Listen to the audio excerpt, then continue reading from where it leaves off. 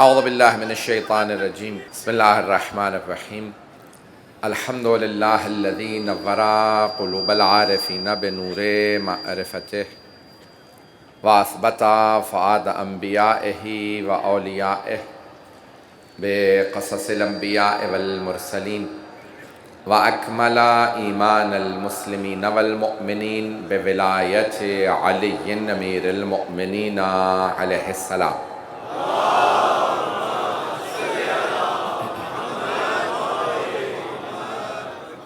والصلاة والسلام والتحیۃ والاکرام علی افضل الموجودات العبد المؤید والرسول المسدد المصطفى الامجد المحمود الاحمد اعنی ابا القاسم محمد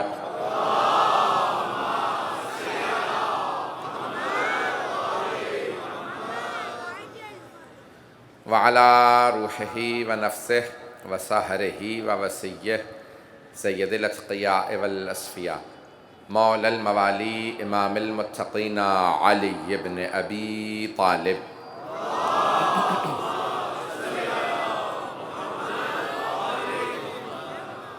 وعلی اوصیائہ لا سیما بقیۃ اللہ فی الارضین روحی و ارواح العالمین لتراب مقدمہ الفدا واللعنة الدائمة على أعدائهم أجمعين من الآن إلى قيام يوم الدين.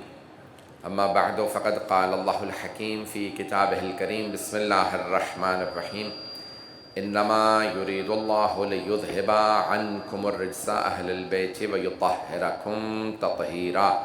صدق الله.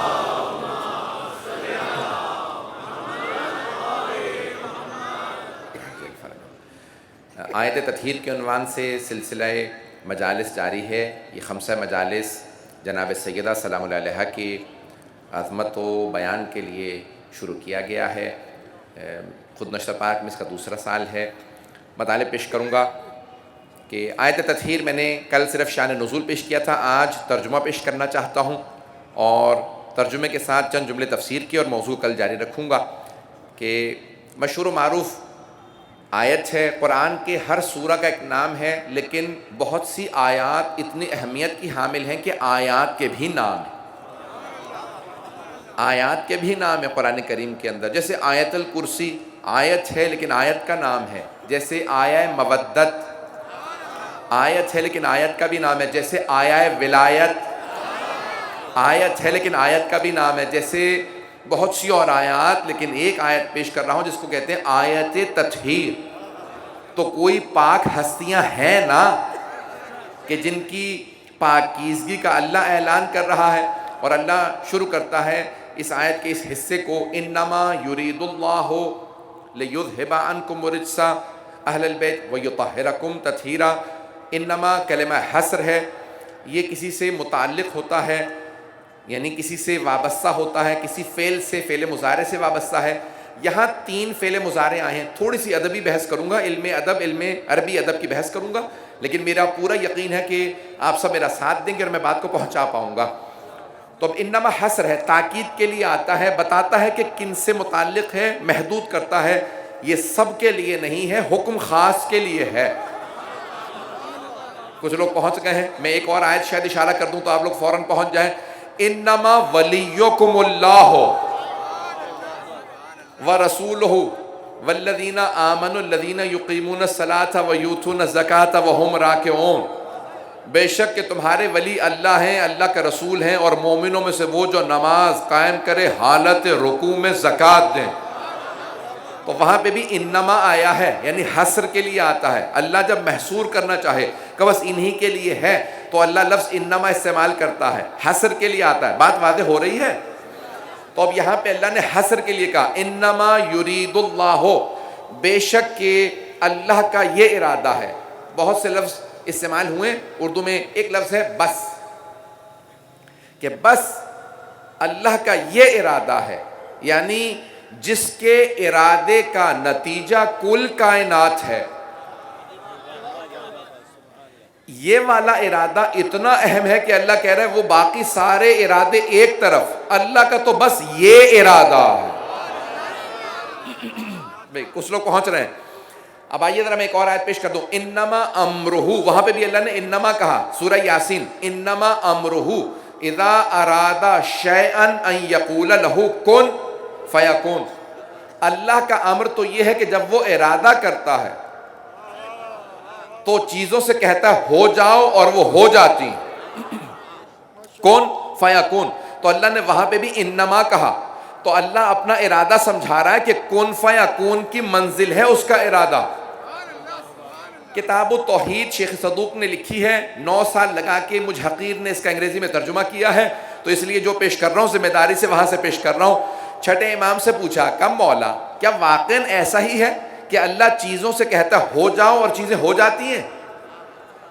وہ کہتا ہے کون اور فیکون، چیزیں ہو جاتی ہیں. مولا نے کہا نہیں، یہ بھی تمہارے سمجھانے کے لیے کہا ہے. اگر وہ کہے کہ ہو جاؤ اور چیزیں ہوں تو پھر ارادہ کیسا؟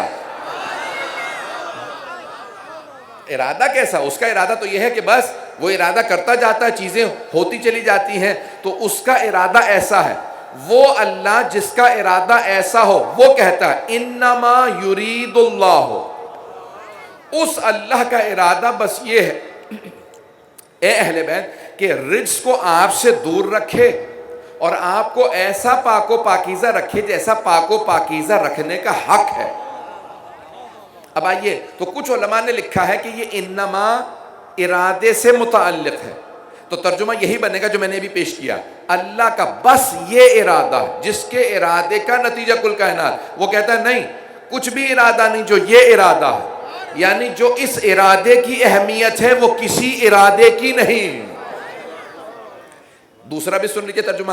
کچھ کہتے ہیں کہ نہیں، لیذھب سے متعلق ہے انما، تو اب ترجمہ بنے گا انما یرید اللہ لیذھب عنکم رجس اہل البیت. اے اہل بیت، اللہ کا ارادہ یہ ہے کہ بس آپ سے رجس کو دور رکھے، یعنی کسی اور سے نہیں، بس آپ سے رجس کو دور رکھے. پتہ نہیں، مجھے نہیں معلوم میں پہنچا پا رہا ہوں بات کو یا نہیں پہنچا پا رہا ہوں. بات واضح ہو رہی ہے؟ میں آگے بڑھنا چاہتا ہوں. تو اب کچھ کا یعنی عقیدہ یہ ہے، کچھ کا نظریہ یہ ہے کہ انما لیذھب سے متعلق ہے، ارادے سے متعلق نہیں ہے. تو اللہ یہ کہہ رہا ہے کہ اللہ کا ارادہ بس یہ ہے کہ اے اہل بیت صرف آپ سے رجس کو دور رکھے. نہ جانے کتنی چیزوں سے رجس دور ہے، لیکن اللہ کا رجس کا میں نے ترجمہ نہیں کیا، انشاءاللہ آنے والے وقتوں میں پیش کروں گا. شاید اگر آج موقع ملا تو آج، نہیں تو پھر کل پیش کروں گا. تیسرا نظریہ یہ ہے کہ انما یطہرکم سے متعلق ہے. تو اب ترجمہ بنے گا اللہ کا ارادہ یہ ہے اے اہل بیت کہ رجس کو آپ سے دور رکھے اور بس آپ کو ایسا پاک رکھے، سب کو نہیں، بس آپ کو ایسا پاک رکھے جیسا پاک رکھنے کا حق ہے. اب ایک انما، لیکن ترجمے 3 بن رہے ہیں کیونکہ 3 فعل مضارع آئے ہیں. اب آئیے ذرا میں پیش کرنا چاہتا ہوں کہ کسی سے بھی متعلق ہو، جو بھی پیش کریں گے عظمت صرف آل محمد کی ثابت ہوگی. انما کسی سے بھی متعلق ہو، عظمت صرف آل محمد کی، کیونکہ اہل بیت سے متعلق آیت ہے. اب پیش کر رہا ہوں آیت جوادی آملی نے، جنہوں نے جو تفسیر لکھ رہے ہیں اس وقت تقریباً 90 برس کے ہیں اور 100 جلدوں پہ مشتمل تفسیر لکھ رہے ہیں. نام ہے تسنیم. 40 سے زیادہ جلدیں چھپ چکی ہیں، 700 800 صفحے کی ان کی ایک جلد ہے. اب پریشان ہو کے مجمع سن رہا ہے، مجھے نہیں معلوم توجہ ہے میرے ساتھ یا نہیں ہے. آیت تطہیر سے متعلق انہوں نے ایک بحث کی ہے، اس کو پیش کر رہا ہوں، غور سے سنیے گا. شاید آپ نے کسی سے سنا ہو، شاید مجھے سے سنا ہو، لیکن سن لیجیے. آج وہ کہتے ہیں اللہ فرما رہا ہے انما یرید اللہ لیذھب عنکم الرجس اہل البیت. اے اہل بیت، اللہ کا ارادہ یہ ہے کہ آپ سے رجس کو دور رکھے. اللہ نے یہ نہیں کہا آپ کو رجس سے دور رکھے. اگر تھوڑا سا غور کریں گے تو ایک شاید جدید مطلب ہے، بہت اس میں ایک نئی انہوں نے جدت پیدا کی ہے. وہ کہتے ہیں اللہ نے فرمایا یہ ہے کہ اے اہل بیت، اللہ کا ارادہ یہ ہے کہ رجس کو آپ سے دور رکھے، رجس کو آپ سے دور رکھے. یہ نہیں کہا آپ کو رجس سے دور رکھے. اگر معاذ اللہ یہ فرماتا کہ اے اہل بیت اللہ آپ کو رجس سے دور رکھے گا، تو مفہوم یہ نکلتا کہ اہل بیت تو معاذ اللہ رجس کے پاس جانے کی کوشش کریں گے لیکن اللہ انہیں دور رکھے گا.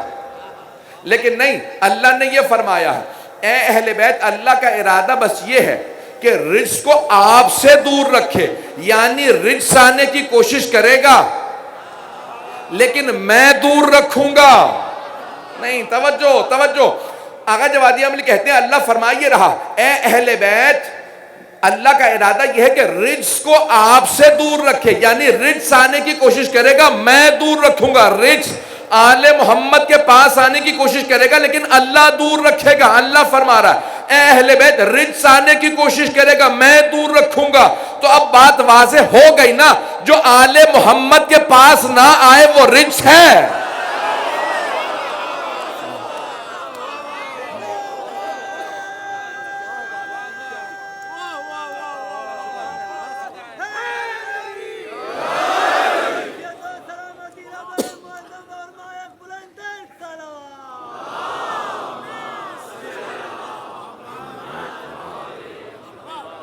بات واضح ہوئی ہے جانے کی نام، یعنی معاذ اللہ آل محمد کبھی رجس کے پاس جانے کی کوشش نہیں کریں گے، کیونکہ رجس سے پلیدی، رجس سے خوب بہت سی چیزیں ہیں میں پیش کروں گا، تو آل محمد کبھی رجس کے پاس جانے کی کوشش نہیں کریں گے۔ اللہ کہہ رہا ہے رجس آنے کی کوشش کرے گا میں دور رکھوں گا۔ ارے جسے اللہ نے دور رکھا ہو اسے میں اور آپ کیسے پاس لا سکتے ہیں؟ جسے اللہ نے دور رکھو، اللہ فرما رہا ہے میں ہر طرح کے رجس کو آپ سے دور رکھوں گا۔ آئیے ذرا میں بات کو آگے بڑھانا چاہتا ہوں، تفسیر آگے میں نہیں بڑھاؤں گا، پہلے قرآن کریم سے چند باتیں پیش کر دوں کیا کیا چیزیں رجس ہیں، اگر سننا چاہیں گے۔ میں جانتا ہوں بہت سے لوگ کھڑے ہیں، انشاءاللہ دریاں کل سے بڑھا دی جائیں گی تاکہ سب لوگ بیٹھ سکیں، سردی بھی جانتا ہوں ہے، میری بہنیں بچوں کو بھی لے کے آئی ہیں، میں دیکھ رہا ہوں بہت سے بچے یہاں پہ موجود ہیں، بہت سے بزرگ موجود ہیں، جناب سیدہ سب کا آنا اپنی بارگاہ میں قبول فرمائے۔ اسی طرح سے یہ مجالس پوری دنیا کے اندر سنی جا رہی ہیں، جو اہتمام کر رہے ہیں پروردگارہ سب کی توفیقات میں اضافہ فرمائے، اور پروردگارہ جہاں جہاں مومنین اس وقت بسے ہیں اور پوری دنیا کے اندر جس طرح سے اہتمام ہو رہا ہے، اور آج دشمن ان مجالس کو روکنا چاہتے ہیں، وہ ہمارے بڑے بڑے لوگوں کو مار دیتے ہیں۔ کل بھی میں نے پیش کیا تھا کہ یہ مار دینے سے ہدف اور مقصد رکتا نہیں ہے۔ حسین ابن علی کا مقصد، آل محمد کا مقصد اتنا بلند ہے کہ اسے جتنا زیادہ دبانے کی کوشش کی جاتی ہے یہ اتنا زیادہ ابھرتا ہے۔ آپ نے دیکھا ہے نا، سپرنگ کو جتنا زور سے دباؤ وہ اتنا زیادہ اچھلتا ہے۔ ذکر محمد و آل محمد بہت باعظمت ہے، اسے کوئی روک نہیں سکتا، یہ شہادتوں سے رکتا نہیں ہے۔ ارے جب دربار یزید میں یزید مجلس نہ روک سکا تو یہ آج کے یزید اس مجلس کو کیسے روک لیں گے؟ یہ مجالس رکنے والی نہیں ہیں، کہیں پہ بھی دنیا کے اندر مجالس ہوں تو یہ مجالس چلتی رہیں گی، میں پیش کر رہا ہوں۔ تو اب یہاں ارشاد ہے پروردگار عالم کا کہ انما یرید اللہ لیذھب عنکم الرجس اہل البیت، اے اہل بیت اللہ رجس کو آپ سے دور رکھنا چاہتا ہے۔ لفظ رجس قرآن کریم میں 10 مرتبہ آیا ہے، میں آج چند آیات پیش کرنا چاہ رہا ہوں، اگر سننا چاہیں کہ سارا مجمع میرے ساتھ رہے گا۔ تو اب یہاں اللہ فرما رہا ہے رجس، آئیے ذرا دیکھتے ہیں کہ رجس کیا ہے۔ ابھی تک میں نے ترجمہ نہیں کیا کیونکہ اتنی وسعت ہے، ذرا آئیے اس کے پہلے میں آپ کو عربی کے ہجے بتا دوں، تلفظ بتا دوں، حروف بتا دوں تاکہ بچوں کو بھی یاد ہو جائے۔ رجس میں پہلے ہے رے، پھر ہے جیم، پھر ہے سین، 3 حروف سے مل کے بنا ہے رجس۔ پتہ نہیں کہاں جا رہے ہیں حضرات، تو 3 حروف سے مل کے بنا ہے لفظ رجس۔ رجس بنا ہے 3 حروف سے، رے، جیم اور سین، ان 3 حروف سے مل کے لفظ رجس بنا ہے۔ اسی کو پیش کرنا چاہ رہا ہوں، قرآن کریم نے کن کن اشیاء کو رجس کہا ہے وہ پیش کروں گا، اور اللہ نے رجس کو دور رکھا ہے۔ اگر سمجھ میں آ گیا رجس کیا ہے تو آپ کو سمجھ میں آ جائے گا آل محمد کی عظمت کیا ہے، کیونکہ اللہ نے ہر طرح کا رجس دور رکھا ہے۔ آئیے ذرا چند آیات پیش کروں، اگر سننا چاہیں تو ساتھ ساتھ چلتے رہیے گا۔ اب آئیے ذرا، انما الخمر والمیسر والانصاب والازلام رجس من عمل الشیطان۔ اللہ سبحانہ وتعالیٰ قرآن کریم میں ظاہراً یہ سورہ مائدہ کی آیت ہے، ارشاد فرماتا ہے کہ بے شک کہ جوا، شراب، ازلام، انصاب یہ پرانے عربوں کے کھیل ہیں، تو کہا یہ سب چیزیں رجس ہیں۔ انما الخمر والمیسر والازلام والانصاب رجس من عمل الشیطان، یہ سب چیزیں رجس ہیں اور شیطان کے کام ہیں۔ اللہ کہہ رہے ہیں میں نے رجس کو آل محمد سے دور رکھا ہے۔ اب اگر کچھ افراد جو پرانے بہت سی شخصیات کو جاننے والے ہوں، نوجوان تو نہیں جانتے ہوں گے کہ لاہور سے کسی ڈاکٹر نے ایک مرتبہ کہا تھا، نسبت دی تھی آیت کی جناب امیر کی طرف، اگر لوگ پہنچ گئے ہوں کہ یہ آیت کے شراب سے متعلق جناب امیر سے متعلق ہے استغفر اللہ رضی اللہ کہ ان کی شان میں نازل ہوئی تھی کہ بھئی شراب نہ پینا. تو اب یہاں پہ اللہ کہہ رہا ہے اے اہل بیت, اللہ نے رجس کو آپ سے دور رکھا ہے, رجس کو آپ سے دور رکھا ہے. اب اگر کبھی بھی کوئی آل محمد کی طرف ایسی چیزوں کی نسبت دے جنہیں اللہ نے رجس قرار دیا ہے تو سمجھ جائیے نسبت دینے والا خود بھی رجس ہے. وہ افراد پی ایچ ڈی نہیں ہیں,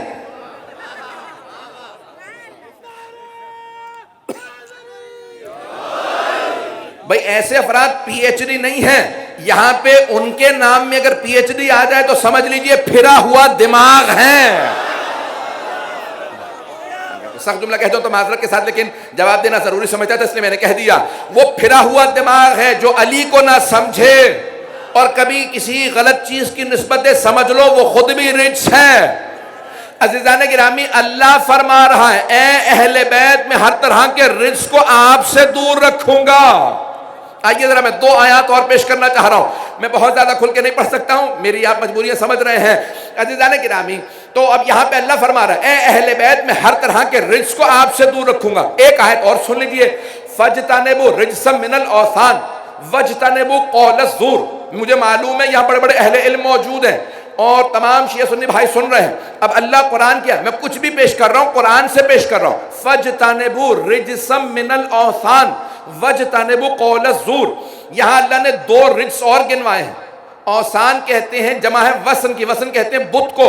اللہ کہتا ہے بت پرستی کے رجس سے اجتناب کرو, بت پرستی رجس ہے. زبردستی بات کے منوانے سے اجتناب کرو, یہ بھی رجس ہے. اس کا مطلب ہے دلیل دو, ہم دلیل سے بات کرتے ہیں تلوار اور پستول سے نہیں. جو بندوقوں سے منوائیں وہ رجس ہیں, جو دلیل سے منوائیں وہ مسلمان ہیں. پتہ نہیں بات پہنچ رہی نہیں پہنچ رہی.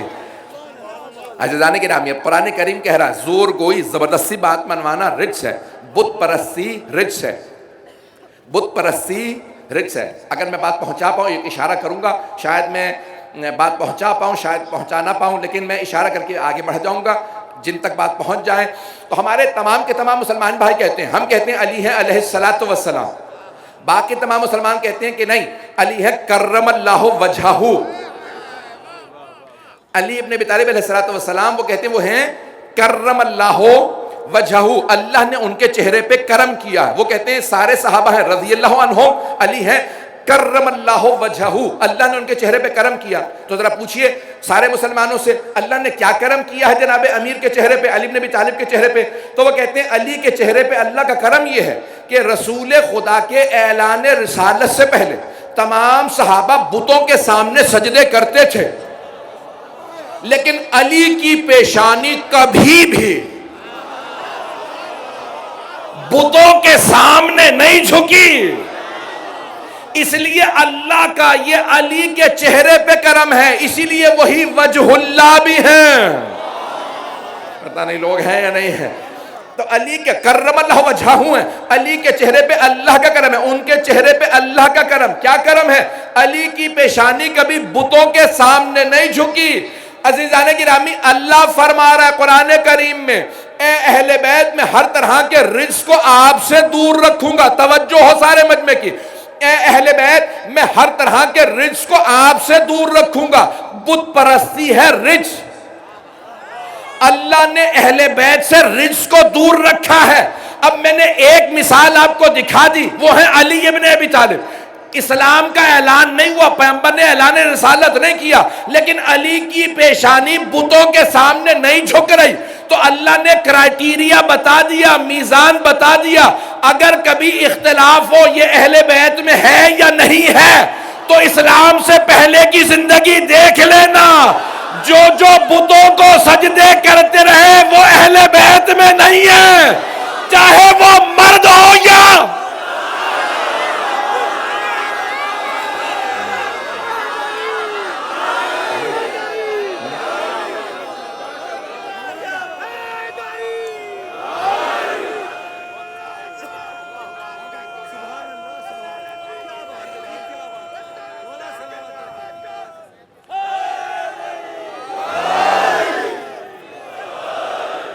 توجہ فرما رہے ہیں عزیزان گرامی؟ یا عباس حسین تیرے منکروں پہ لعنت. توجہ فرمائی نا عزیزان گرامی؟ اللہ نے بہت بڑا کرائٹیریا دے دیا قرآن کریم کے اندر کہ اب جو بت پرستی کرے، کیونکہ اللہ نے بت پرستی کو رزق قرار دیا. اللہ فرما رہا ہے اس کا ارادہ ہے. ارے جس کا ارادہ کن فیکون ہو. بھئی میرے اور آپ کے ارادے میں اللہ کے ارادے میں بڑا فرق ہے. ہم ارادہ کرتے ہیں، جب تک عمل کریں کئی مرحلے ہوتے ہیں. میں نے مجلس پڑھنے کا ارادہ کیا، تیاری کی، چلا پہنچا بیٹھا، اب ممبر پہ ہوں، مجلس پڑھ رہا ہوں. میرے ارادے سے عمل تک 5 مرحلے ہیں. پتہ نہیں لوگ ہیں یا نہیں ہیں. اللہ کے ارادے میں کوئی مراحل نہیں. اس کا ارادہ کن فیکون ہے. اس کا ارادہ یہ ہے کہ ہر طرح کا رزق دور رکھے. تو اللہ نے اہل بیت سے رزق دور رکھا. جہاں جہاں رزق نظر آئے وہ اہل بیت میں نہیں ہے. اہل بیت میں وہ ہو ہی نہیں سکتے جو بت پرست رہے ہوں، چاہے وہ مرد ہوں. تو عزیزان گرامی اب چادر دیکھتے جائیے گا. ہم اتنے مجاز نہیں کہ اندر جا کے چادر دیکھے. تو پیغمبر سے پوچھتے ہیں چادر میں کون کون تھا. بھئی میں کہتا ہوں نہ پوچھو چادر میں کون کون تھا، یہ پوچھو کون کون نہیں تھا.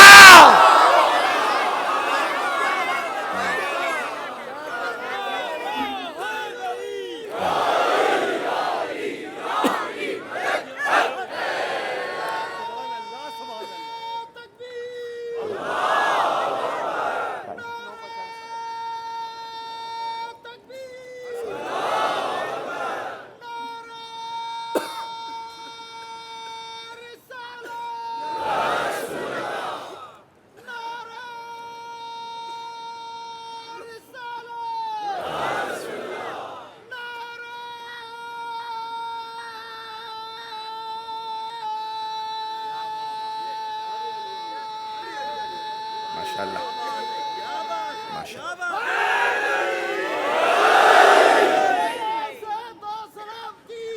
اللہ والی رضا رضوی اور تمام مزاداران مظلوم کربلا کی صحت و سلامتی کے لیے محمد و آل محمد پر بلند سے بلند تر سلام.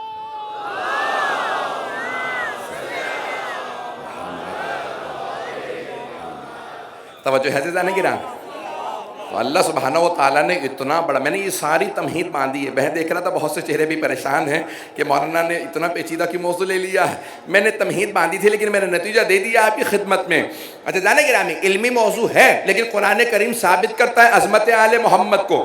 تو اب اللہ کہہ رہا ہے کہ بت پرستی، زور گوئی، زبردستی باتوں کا منوانا اور بت پرستی رجس ہے. اچھا جانے گرامی سارے مسلمان مانتے ہیں علی ہیں کرم اللہ وجہہ، اللہ نے ان کے چہرے پہ کرم کیا. باقی سب سابقہ طور پہ بت پرست رہے ہیں. ایک جملہ کہہ رہا ہوں طبیعتوں کو گران نہیں گزرنا چاہیے. کوئی میرا شیعہ سنی بھائی بیعت کو محسوس نہ کرے، دل سے سنے. فضائل میں خوش ہونا چاہیے، دل میں دوسروں کے متعلق خیال نہیں آنا چاہیے. تب ایک مرتبہ اب سمجھ میں آئے گا کہ پیغمبر اسلام مکے سے زندگی شروع کی. اسلام کی زندگی مکے سے شروع ہوئی، مدینے گئے، پھر فتح مکہ میں واپس آئے. جب واپس آئے نا فتح مکہ پہ تو آپ نے اعلان کیا آج سارے خانہ کعبہ میں جو بت لگائے گئے تھے گراؤں گا. جب آپ نے کہا نا سارے بت گراؤں گا، اب سب کے سب صحابہ کھڑے ہیں، صرف علی ساتھ ساتھ ہیں. تو سارے مسلمانوں نے لکھا کہ جناب سرور کائنات نے کہا اے علی میرے کاندھوں پہ آئیں بتوں کو توڑ دیں. میں سوچا کرتا تھا کہ یہ سرور کائنات نے کسی اور صحابی سے کیوں نہیں کہا بھئی تم بتوں کو توڑ دو. بتوں کا توڑنا کون سا بڑا کام تھا، یہ کوئی مرحب و حارث تو نہیں تھے. بھئی یہ مرحب تو نہیں، بت تھے، جنگ جو نہیں تھے کہ کہا جائے علی آپ آئیے توڑے. توجہ سے سنیے گا بھئی یہ مرحب، یہ حارث، یہ انتر نہیں تھے، عمر ابن عبد ود نہیں تھے، یہ کوئی مکے کا سردار نہیں تھا کہ سر توڑنے کے لیے علی کی ضرورت ہو. پیغمبر کسی سے کہتے تھے ارے بت ہے بت گرا دو. نہ بتوں میں جان ہے، نہ ہاتھ میں تلوار ہے، نہ نیزہ ہے، نہ زرہ پہن رکھی ہے، دھکا دے کے گرانا ہے. لیکن پیغمبر کہہ رہے نہیں، اور نہ ہی کوئی صحابی آگے آ رہے. پیغمبر کہتے ہیں یا میں توڑوں گا یا بتوں کو علی توڑیں گے. جانتے ہیں کیوں؟ کیونکہ پیغمبر سمجھانا یہ چاہتے ہیں یہ بت ہیں، لیکن اگر کہیں آنکھوں سے آنکھیں ملی اور انہوں نے کسی سے کہا ارے اب تک تو سجدے کرتا رہا آج توڑنے آ گیا.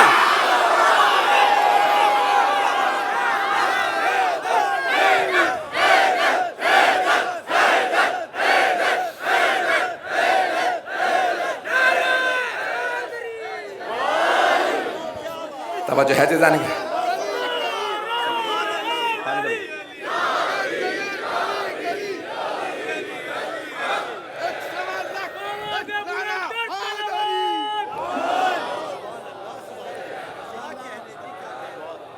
بھائی بابا سے بلند صلوات پڑھیں گے، جناب امیر کی عظمت ہو گئے.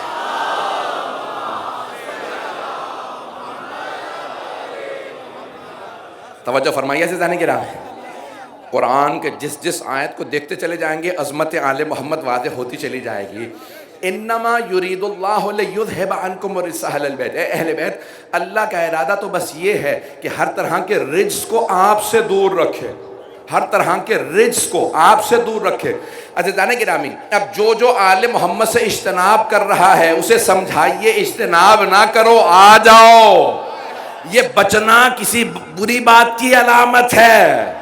عزیزان گرامی، جملہ کہہ رہا ہوں، رجس کو آپ نے ترجمہ کیا تمام کے تمام شیعہ سنی علماء نے اردو میں، کہا یہ پلیدی ہے. عزیزان گرامی، اللہ نے کہا میں ہر طرح کے رجس کو روکوں گا. آل محمد کے پاس آنے سے رجس کو روکوں گا. جوا، شراب، ازلام، انصاب، بت پرستی، زورگوئی، یہ ساری چیزیں رجس ہیں. اللہ نے رجس کو دور رکھا. غور سے سنیے گا، رجس کو دور رکھا، ہر طرح کا رجس اللہ نے دور رکھا. اب سمجھ میں آیا پیغمبر کی حدیث کو. ساری دنیا سنے کہ پیغمبر فرماتے ہیں شجر پاک ہوں گے تو لوگ علی کو مانیں گے. شجر پاک ہوں گے تو آل محمد کے لوگ ماننے والے ہوں گے. اس لیے کوئی بھی جب تک کہ حسب نسب پاک نہ ہو اس در پہ نہیں آتا. اسی لیے اسلام نے گناہوں سے بچنے کے لیے حکم دیا ہے. گناہوں سے اجتناب کرنا. بعض ایسے گناہ ہیں جو آل محمد سے دور کر دیتے ہیں. میں اس جملے کو مجھے نہیں معلوم میں پہنچا پایا ہوں یا نہیں پہنچا پایا. دور کر دیتے ہیں، اسی لیے بہت سی پاکیزگیاں آل محمد سے قریب کرتی ہیں. انما یرید اللہ لیذھب عنکم الرجس اہل البیت. بہت سی چیزیں ہیں جن کو رجس قرار دیا گیا ہے. اور عزیزان گرامی، بس ایک واقعے کی طرف اشارہ کروں گا اور اس کی تفسیر کو آگے بڑھاؤں گا اور کل موضوع کو جاری رکھوں گا. جناب سیدہ اور ان کے تمام گھرانے پہ، ان کے والد، شوہر، بیٹوں پہ، سب پہ بابا سے بلند صلوات پڑھیں.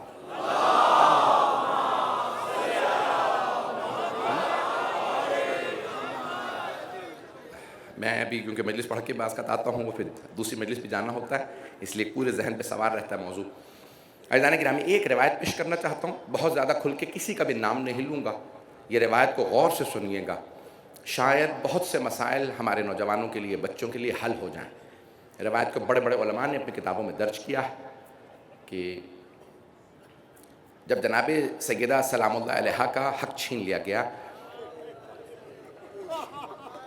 تو ایک مرتبہ چند افراد ایک گھر میں بیٹھے تھے. مسجد نبوی کے قریب میں کسی کا گھر تھا، وہاں سب جمع تھے اور جناب امیر جناب سیدہ مسجد نبوی سے متصل گھر ہے وہاں ہے. تو کسی کے گھر کے اندر چند افراد جمع تھے. 4 افراد وہاں بیٹھے ہوئے تھے، آپس میں باتیں کر رہے تھے. ان کے نام میں نہیں لینا چاہتا. تو اب وہ افراد بیٹھے ہیں اور انہوں نے کہا سارے دروازے بند کر دو اور ہم آئندہ کے منصوبے بنا لیں. آپس میں باتیں کر رہے ہیں. کوئی حاکم ہے، کوئی اس کا دوست ہے اور کوئی قریبی احباب ہیں، ان کے دوست ہیں. منصوبے بنا رہے ہیں. ان میں سے اچانک ایک مرتبہ وہ محسوس کرتے ہیں کہ حجرے کے سارے دروازے بند ہیں، صحن سب کچھ بند ہے، پھر بھی کوئی اندر آ گیا. اور اندر آنے کے بعد ایک مرتبہ کہتا ہے کہ حکومت تمہاری ہے، میں ایک سوال کرنا چاہتا ہوں. اگر تمہاری حکومت میں کسی مظلومہ کا حق چھین لیا جائے تو تم کیا کرو گے؟ تو کہا میں حق دلواؤں گا. کہا کہ اور اگر حق چھیننے والا حق نہ دینا چاہے تو کہا اسے سزا بھی دوں گا. کہا اور اگر کسی بھی طرح سے آمادہ نہ ہو تو کہا کہ یہ کیسے ممکن ہے، ہماری حکومت ہے تو ہم کوشش کریں گے. ایک مرتبہ بات بڑھنے لگی، انہوں نے دلیلیں دیں اور دلیلیں دیکھتے دیتے کہنے لگے کہ بھئی جس کا غصب کیا گیا ہے، چھینا گیا ہے، وہ بنت رسالت ہے اور چھیننے والے یہاں موجود ہیں. انہی سے کہا. ایک مرتبہ جو تھے وہ فوراً غائب ہو گئے. کہا بھی یہ کون تھے، کہاں سے آئے، ان کا چہرہ عجیب و غریب ہے، بہت چہرے پہ نور، سفید ریش، سر پہ امامہ، یہ کون تھے؟ تو ایک مرتبہ دوست نے کہا ہو نہ ہو یہ شیطان ہوگا، تمہیں بہکانے آیا تھا، باتوں کو مت سننا. تو ایک مرتبہ انہوں نے ہاتف غیبی کی ندا سنی. کسی نے آواز دے کے کہا کہ اتجعلوا خضرا الشیطان، کیا تم خضر کو شیطان کہہ رہے ہو؟ یہ اللہ کے نبی خضر تھے جو تم سے سوال کرنے آئے. اور یہ جو ہاتف غیبی کی صدا ہے یہ جبرائیل تھے. کہا کہ میں اللہ کا بھیجا ہوا فرشتہ ہوں. جس نے تمہیں متوجہ کیا وہ خضر تھے، جس کا حق مارا گیا وہ فاطمہ ہیں. کہا ابھی بھی تمہیں توبہ کے دروازے کھلے ہیں، جا کے حق ادا کرو اور جو جو چھینا ہے واپس کرو. توبہ کے دروازے تب تک کھلے ہیں جب تک کہ آل محمد معاف کرنے کے لیے تیار ہوں. ایک مرتبہ دروازے بند ہو جائیں تو کچھ بھی نہیں ہو سکتا. میں سب جملے میں نے کہا تھا تو ایک مرتبہ کہا کہ دروازے اگر بند ہو جائیں تو کچھ انسان کو دنیا سے ملنے والا نہیں ہے. آپس میں ایک دوسرے کو سب دیکھنے لگے. کہا کہ کیا مانے انہیں؟ ایک نے کہا جو کچھ سنا ہے کسی اور سے بیان نہ کرنا، اس سب معاملے کو ختم کر دو، کسی کو بتانا مت تاکہ لوگ ہم سے دور نہ ہو جائیں. یہ کس نے بیان فرمایا؟ چھٹے امام نے. کہا ایسا نہیں تھا کہ سیدہ کے حق کے جانے کے بعد سب خاموش بیٹھے رہے. اللہ نے متعدد دلیلیں دے کے کبھی خضر کو بھیجا، کبھی اس کو ثابت کیا کہ غلط ہو. اگر کوئی نہ مانے تو اس کے دل میں کوئی نہ کوئی بیماری ہے. ایسا نہیں تھا کہ اللہ بس دیکھتا رہا کہ جو ہو رہا ہے ہونے دوں گا. نہیں، اللہ نے کہا میں نے جن ہستیوں کو اتنا بلند و بالا بنایا، باعظمت بنایا ہے، ان کے حق کو ثابت کرنے کے لیے میں دلیلیں بھیجتا رہوں گا. میں آنکھوں میں آنسو دیکھ رہا ہوں، لیکن میں یہ پڑھنا ضروری سمجھتا تھا. میں نے شاید بہت سی باتیں کہہ دی ہوں، لیکن میرے بھائیوں، میری بہنوں، میرے بچوں، میرے بزرگوں، یہ بہت ضروری ہے کہ جناب سیدہ سلام اللہ علیہا کا حق دنیا پہ ثابت بھی کیا جائے، اسے بیان بھی کیا جائے. جناب سیدہ سلام اللہ علیہا وہ مظلومہ ہیں کہ جنہوں نے خود سے فرمایا ہے اور کہہ دیا ہے کہ یاد رکھو جو بھی میرے حق کا ساتھ دے گا وہی میری شفاعت کا مستحق ہوگا، اور اگر کوئی میرے حق کو چھین لے گا تو یاد رکھو میری شفاعت کے بغیر کوئی بھی بخشش نہ پائے گا. مجھ سے، میں ابھی مصائب کی طرف نہیں آیا تھا لیکن آپ نے تمہید باندھی ہے، مجھ سے آج کہا گیا تھا جناب محسن سے متعلق چند جملے پیش کر رہا ہوں.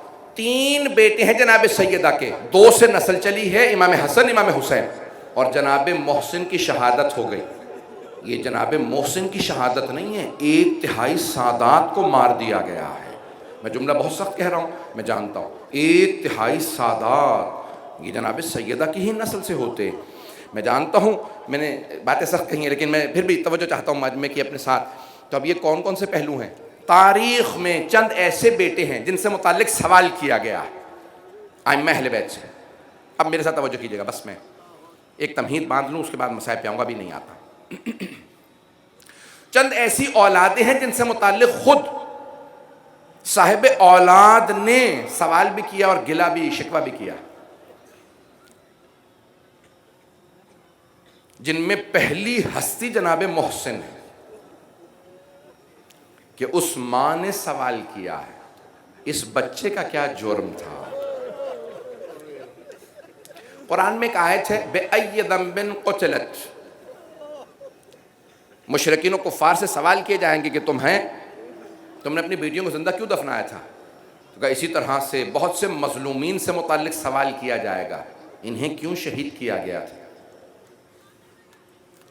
جانتے ہیں جناب سید الشہداء نے یہی سوال کیا تھا جب ہاتھوں پہ ایک شیرخوار بچے کو لے کے چلے تھے، تو یہی سوال کیا تھا تمہارے نزدیک اگر مجرم ہے کوئی تو وہ میں ہوں، میں نے بیعت نہیں کی، میں نے بیعت نہیں نہ کی تو میں مجرم ٹھہرا، میں بیعت نہیں کروں گا، تمہارے نزدیک مجرم نہ ہوں گا، میں یزید کی بیعت نہیں کروں گا.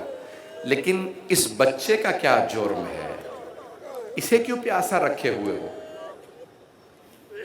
اور اگر تم سمجھتے ہو کہ اس بچے کے بہانے سے میں پانی پی لوں گا تو میں اسے خاک کربلا پہ لٹا دیتا ہوں.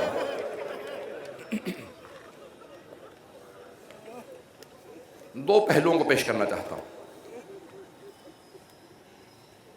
ایسی متعدد اولادیں ہیں جن سے متعلق ماں باپ نے سوال کیا اور ایک حوالہ دیا ہے، جناب سیدہ نے بھی حوالہ دیا ہے، امام محمد تقی نے حوالہ دیا ہے، جناب سکینہ بنت الحسین نے حوالہ دیا. اگر یہ روایت میں پڑھ پایا سنیں گے. جانتے ہیں کس کا حوالہ دیا؟ حضرت صالح کی اونٹنی تھی، پہاڑ کھلا، وہاں سے اونٹنی آئی، اس اونٹنی کا ایک بچہ بھی تھا، فصیل ساتھ میں تھا. جب جناب صالح کی امت نے اس اونٹنی کا کوہان کاٹ دیا ایک آدمی تھا جس نے کوہان کاٹا، ساری امت کو شامل کیا کہ بھئی اتنا دودھ کیسے دیتی ہے، کوہان کاٹتا ہوں. کوہان کاٹا، وہ اونٹنی دنیا سے رخصت ہو گئی، شہید ہو گئی. اس اونٹنی کا جو بچہ تھا وہ پہاڑ پہ چڑھ گیا اور روتا ہوا کہنے لگا پروردگارا انہوں نے میری ماں کو مار دیا. انسانوں میں اگر باپ مر جائے تو بچے یتیم کہلاتے ہیں، جانوروں میں اگر ماں مر جائے تو بچہ یتیم کہلاتا ہے. تو ایک مرتبہ ناقہ صالح کہ جو فصیل تھا، جو بچہ تھا، اس نے پہاڑ پہ چڑھنے کے بعد کہا پروردگارا انہوں نے میری ماں کو مار دیا، میں بد دعا کرنے آیا ہوں، پروردگارا ان پہ عذاب نازل کر دے. اللہ سبحانہ و تعالیٰ نے فوراً وحی نازل کی جناب صالح پہ، کہا اے صالح اپنی امت سے کہہ دو سب گھروں میں چلے جائیں، میں عذاب بھیجنے والا ہوں. اب عذاب آیا، وہ سب کے سب برباد ہو گئے، سب مر گئے. کس کی بد دعا پہ؟ اونٹنی کے بچے کی بد دعا پہ. اگر میں پہنچا پاؤں. خاندان اہل بیت میں 4 ہستیوں نے اس اونٹنی کے بچے کا حوالہ دیا. پہلی ہیں جناب فاطمہ الزہرا. بی بی نے کہا او مسلمانوں، کیا تمہارے نزدیک ناقہ صالح کے بچے کا بھی مقام مجھ سے زیادہ ہے؟ اونٹنی کے بچے نے بد دعا کی تھی، اللہ نے عذاب بھیج دیا تھا. مجھے نہ ستانا، میری بد دعا تمہیں برباد کر دے گی. تو جناب سیدہ بار بار حوالہ دیتی تھی ناقہ صالح کا. میں بھی آؤں گا، پڑھوں گا، میرے ساتھ چلیے گا.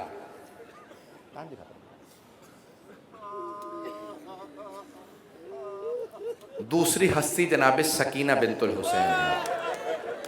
جب کوفے میں لوگ پتھر مار رہے تھے تو ایک مرتبہ نہ جانے کس نے پتھر مارا کہ ایک چھوٹی سی بی بی نے کہا پھوپھی اماں، میرے بابا جب مجھے سینے پہ سلاتے تھے انبیاء کے واقعات سناتے تھے.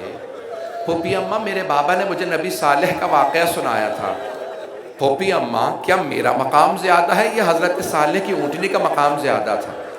جناب زینب کبریٰ کی آنکھوں میں آنسو آئے. کہا بیٹی آپ کا مقام بہت زیادہ ہے. کہا پھوپھی اماں پھر میں بد دعا کروں گی، آپ صرف آمین کہہ دیجئے گا. ایک مرتبہ جناب زینب کبریٰ کے آنسو بہنے لگے. کہا بیٹی بد دعا سے پہلے بابا کے سر کو نیزے پہ دیکھ لینا. دیکھا کہ ایک سر نیزے پہ ہے، اس کے بھی آنسو بہ رہے ہیں. نہ جانے آنکھوں ہی آنکھوں میں اس سر نے اپنی بیٹی سے کیا کہا. بچی نے دامن اٹھا رکھا تھا بد دعا کے لیے. کہا پروردگارا میں اپنے بابا کی خاطر بد دعا نہیں کروں گی. اور 2 اور امام ہیں جنہوں نے ناقہ صالح کا حوالہ دیا. ایک امام محمد تقی علیہ السلام جو زندان میں ہیں. ایک مرتبہ کہا او عباسی خلیفہ مجھے زیادہ نہ ستا، تو نہیں جانتا اگر صالح کی اونٹنی کا بچہ بد دعا کرے اللہ عذاب بھیج دیتا ہے. تو ہماری معصومیت و مظلومیت کو نہیں دیکھ رہا؟ اب اور زیادہ ظلم نہ کرنا کہ میں کہیں بد دعا کروں. تو ائمہ علیہ السلام بد دعا سے اجتناب کرتے ہیں. میں ایک روایت پیش کر رہا ہوں، میرے ساتھ چلیے گا. ابتدائی ایام ہے، میں سخت روایات نہیں پڑھنا چاہ رہا تھا، لیکن چونکہ آج مجھ سے درخواست کی بانیان نے کہا کہ آج جناب محسن کے چند جملے پڑھ دیجئے گا، میں تمہید پڑھ رہا ہوں، میرے ساتھ چلیے گا، مجھے معاف کر دیجئے گا جو برداشت نہ کر سکیں. جانتے ہیں نا چھوٹے بچوں کے مسائل پڑھنا بڑا مشکل کام ہے. اولاد والوں سے بچوں کے مسائل برداشت نہیں ہوتے. مولا حسین بھی جب جناب علیہ السلام کا لاشا لے کے چلے تھے نا تو 7 قدم آگے لیتے تھے، 7 قدم پیچھے لیتے تھے. بڑا مشکل کام ہے یہ، بچوں کے مسائل کو بیان کرنا بڑا مشکل ہے. اجرکم اللہ، اجرکم اللہ. بس میری روایت سنیے گا جو میں پیش کرنا چاہ رہا ہوں. تو اب یہاں کس مقام پہ جناب سیدہ نے بد دعا کرنا چاہی ہے. ایک ایسا وقت آیا نہ جانے کسے گھر سے لے گئے، گلے میں رسی ہے بس لے جانا تھا. ایک مرتبہ جناب سیدہ نے آواز فضا ام ایمان اسماء ذرا میرے بابا کا امامہ لا دو. بی بی نے امامہ کھولا، سر پہ رکھا، کہا ذرا میرے بابا کا عصا لا دو. بی بی نے ہاتھ میں عصا لیا، کہا ذرا میرے بابا کے ردا لا دو. بی بی نے سر پہ ردا کو رکھا. پھر ایک مرتبہ کا اسماء ام ایمن ذرا مجھے سہارا تو مجھ سے چلا نہیں جا رہا. بی بی نے سہارا لیا، کہا ذرا مجھے میرے بابا کے روضے پہ لے چلو. آئیں جناب سیدہ روضہ رسول پہ، پتہ نہیں سننا چاہیں گے نہیں سننا چاہیں گے، روضہ رسول پہ آئیں، جیسے ہی آئیں نا روضہ رسول پہ، ایک مرتبہ جناب سیدہ رو رو کے کہنے لگی کہ بابا میرا حق چھین لیا گیا لیکن میں نے کبھی آپ سے شکوہ نہیں کیا، بابا علی کے ہوتے ہوئے میرے بچے یتیموں کی طرح سے گھر میں رہتے ہیں، گھر میں فاقے ہیں، لیکن بابا میں نے کبھی شکوہ نہیں کیا، بابا میرا محسن شہید ہوا لیکن میں نے شکوہ نہیں کیا، لیکن بابا آج میری آنکھوں کے سامنے میرے سر کے تاج کو لے گئے، بابا میں آج بد دعا کرنے آئی ہوں۔ ایک مرتبہ جناب سیدہ نے کہا میں بالوں کو بکھراؤں گی بد دعا کروں گی، سب بیویاں رونے لگیں، اگر میری طرف دیکھ سکے میں ہاتھ جوڑ کے کہوں گا بس 2 جملے، اگر آپ برداشت کریں گے تو میں آگے پڑھوں گا، میں تفصیل سے مسائل پڑھنا چاہ رہا تھا آج کیونکہ جناب محسن کے مسائل کہے تھے، تو اگر سننا چاہیں برداشت کر سکے مجھے معاف کیجئے گا۔ ایک مرتبہ جناب امیر مسجد نبوی میں ہے، نہ جانے جناب امیر نے کیا دیکھا، آواز کا سلمان فوراً روضہ رسول پہ جاؤ، سیدہ سے کہو علی نے کہا ہے میرے حق کا واسطہ بد دعا نہ کیجئے گا۔ ایک مرتبہ جناب سلمان نے کہا مولا کیا بات ہے، کیا دیکھ رہے ہیں آپ، کیا سیدہ بد دعا کرنے والی ہے؟ کہا سلمان سیدہ بد دعا کرنے والی ہے۔ کہا مولا آپ کو کیسے معلوم؟ شیخ عباس قمی کہتے ہیں مولا نے کہا سلمان دیکھتے نہیں مسجد نبوی کی دیواریں اٹھتی ہوئی نظر آ رہی ہیں، سلمان اگر سیدہ نے بد دعا کی روضہ رسول اٹھ جائے گا، مدینے والوں پہ عذاب آ جائے گا، سیدہ سے کہو علی نے کہا میرے حق کا واسطہ۔ جناب سلمان بہت بوڑھے تھے، بہت بزرگ تھے، دوڑتے ہوئے روضہ رسول پہ پہنچے، آواز دے کے کہا فضہ ذرا سیدہ سے کہو پردہ کر لے میں اندر آنا چاہتا ہوں، لگتا ہے سیدہ نے بالوں کو بکھرا دیا تھا۔ بی بی نے برقع سر پہ رکھا، کہا سلمان کیا بات ہے؟ کہا بی بی مولا کہتے ہیں میرے حق کا واسطہ بد دعا نہ کیجئے گا۔ ایک مرتبہ سیدہ نے روضہ رسول کو دیکھا، کہا بابا میں علی کی خاطر بد دعا کرنے آئی تھی، علی کی خاطر بغیر بد دعا کیے واپس جا رہی ہوں۔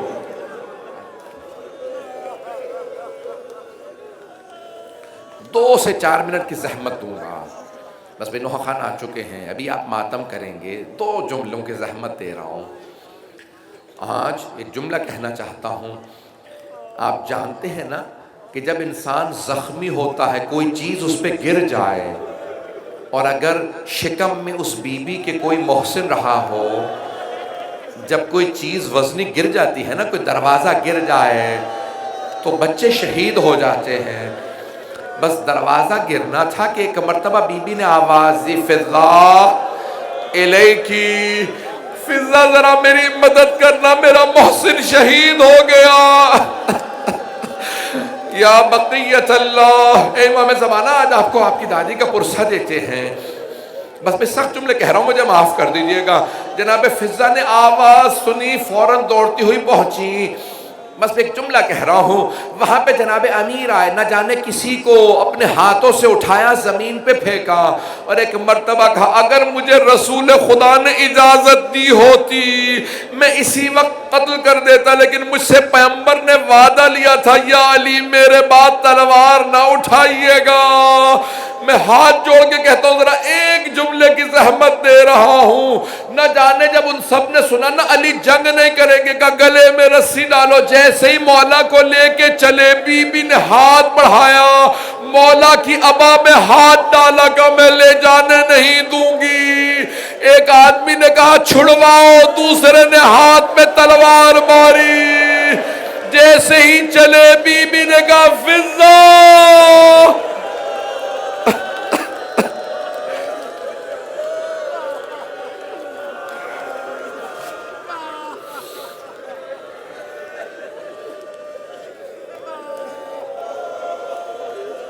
نہیں پڑھنا چاہتا، آگے نہیں پڑھنا چاہتا، بس 2 جملوں کی زحمت دوں گا، 2 جملوں کی، مجھے نہیں معلوم روک دوں شاید نہ پڑھوں، بس بھئی یہاں پہ جناب محسن کی شہادت ہو گئی۔ جب کسی بچے کی بھی شہادت ہو جائے تو شریعت محمدی میں حکم ہے بچے کو بھی دفنانا ضرور، لاشا چھوڑ نہ دینا، نہ جانے کربلا کربلا والے کتنے مظلوم ہیں، 3 دن تک دھوپ میں لاشیں پڑے رہے، لیکن جناب محسن کو جناب امیر نے دفنایا۔ میں اور سخت جملے نہیں پڑھوں گا، مجھے معاف کر دیں، آخری جملہ سن لیجئے، تھوڑی سی دیر کے لیے چلیے گا۔ ماں باپ سے لاشیں چھپائے جاتے ہیں، پیغمبر وصیت کرتے تھے اگر کسی ماں یا باپ کا بچہ دفناؤ تو ماں باپ سے کہو آپ نہ آئیے گا غسل و کفن میں، ہم خود ہی غسل و کفن دیں گے۔ دفنانے میں ماں باپ کو پیچھے ہٹا دو۔ کہا یا رسول اللہ کیوں پیچھے ہٹا ہے؟ کہا ماں یا باپ بچے کو دفن ہوتا برداشت نہیں کر سکتے، چھپا کے دفنانا۔ بڑی مظلوم ماں، بڑا مظلوم بیٹا، بیٹے نے علی اصغر کو دفنایا، ماں نے محسن کو دفن ہوتا دیکھا۔ الا لعنت اللہ علی القوم الظالمین۔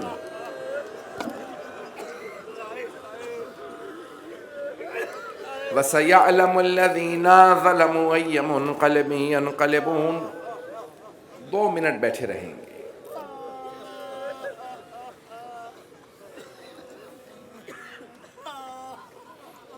ہاتھوں کو بلند کیجئے گا اس سے پہلے کہ نوحہ سنیں۔ پروردگارا، واسطہ اس کمسن شہید کا، خاندان آل محمد میں بہت سے کمسن بچے شہید ہیں۔ ایک بی بی ہیں، خدیجہ نام ہے، شام غریبہ میں جب جناب زینب نے آواز دی نا، کہا ام کلثوم ذرا بیویوں سے پوچھو سب کے بچے موجود ہیں؟ تو جناب خدیجہ جو جناب امیر کی بیٹی ہیں، مولا امیر المومنین کی ایک بیٹی کا نام بھی خدیجہ، رونے لگی، بلند آواز سے رو رو کے کہنے لگی کہ بی بی میرے دونوں بیٹے گھوڑوں کی ٹاپوں کے نیچے شہید ہو گئے ہیں۔ یہ جو گھوڑے دوڑا رہے تھے نا، خیموں کو آگ لگا رہے تھے، میرے دونوں بچے گھوڑوں کی ٹاپوں کے نیچے آ گئے۔ پروردگار ہے، نہ جانے کس کس ماں کی گود اجڑی ہے۔ پروردگارہ، واسطہ جناب محسن کا، یہ جو ہاتھ بلند ہیں کسی کو رد نہ فرما۔ پروردگارہ، اس وقت عراق میں، شام میں، بحرین میں، یمن میں، خود کشمیر میں، پاکستان میں، ہندوستان میں، برما میں، نائجیریا میں حالات بہت زیادہ خراب ہیں، یمن میں۔ پروردگارہ سب کی حفاظت فرما۔ پروردگارہ ہمارے مقامات مقدسہ کی حفاظت فرما۔ بس بھی کل میں تفصیل سے پیش کروں گا، کل انشاءاللہ اگر 9 بجے ممبر مل جائے، لیکن میں 2 جملے دعا کے کہنا چاہتا ہوں، سب ہاتھوں کو بلند کریں گے۔ پروردگارہ، ایک واسطہ دینا چاہتے ہیں۔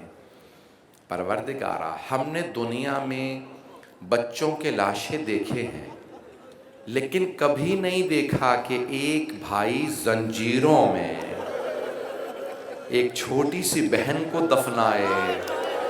زندانوں میں قبریں نہیں بنائی جاتی، لیکن نہ جانے شام کے زندان میں ایک بھائی چھوٹی سی بہن کو دفنانے کے لیے زنجیریں پہنے ہوئے ہیں۔ ارے یہ کتنے ملعون تھے کہ زنجیریں نہیں اتارتے تھے امام کی۔ جب امام زنجیروں کے ساتھ دفنانے آئے، میرا دل کہتا ہے مولا نے آواز دے کے کہا ہوگا، او 72 کے عزادار بابا، اپنی بیٹی کا لاشا لے لیجئے۔ پروردگارہ، اس چھوٹے سے لاشے کا واسطہ، اس بی بی کی عظمتوں کا واسطہ، ہمیں ہمارے امام کا، مولا اور آقا کا ظہور دیکھنا نصیب فرما۔ دشمنان اہل بیت کو نیست و نابود فرما۔ پروردگارہ، داعش کو غارت فرما، جہاں جہاں دہشت گردی کا خاتمہ فرما، مومنین کی حفاظت فرما۔ میں جانتا ہوں بہت بہت دور سے آ رہے ہیں، اس سردی کے اندر، کراچی کے اندر سب لوگ آ رہے ہیں، لیکن جناب سیدہ آپ کا آنا قبول فرمائیں۔ امام زمانہ کو آپ پرسہ دینے آ رہے ہیں نا، ان کی دادی زہرا کا، میں دیکھ رہا ہوں ابھی بھی آنکھوں میں آنسو ہیں۔ بس ایک سوال اور کروں گا، جب آپ روتے ہیں تو آپ کے سامنے آپ کے کسی بچے کو کوئی تماچا تو نہیں مارتا؟ نہ جانے آل محمد کتنے مظلوم ہیں، ان کے بچوں کو تماچے بھی لگے ہیں۔ پروردگارہ، شام غریبہ کی اس چھوٹی بی بی کا واسطہ، جن کے رخساروں کا رنگ بدل گیا تھا، پروردگارہ اس بی بی کی عظمتوں کا واسطہ ہمیں ہمارے مولا کا ظہور دیکھنا نصیب فرما، ہمارے مقامات مقدسہ کی حفاظت فرما۔ پروردگارا جہاں جہاں مومنین بسے ان کے جان مال عزت آبرو کی حفاظت فرما، بے اولادوں کو اولاد عنایت فرما، اولاد والوں کی اولاد کو نیک و صالح بنا۔ پروردگارا جو والدین اپنے اولاد کی طرف سے پریشان ہیں ان کی پریشانیاں دور فرما۔ پروردگارا ہمارے تمام مریضوں کو شفائے کاملہ عاجلہ عنایت فرما۔ ربنا تقبل منا انک انت السمیع العلیم بحق محمد وآلہ الطیبین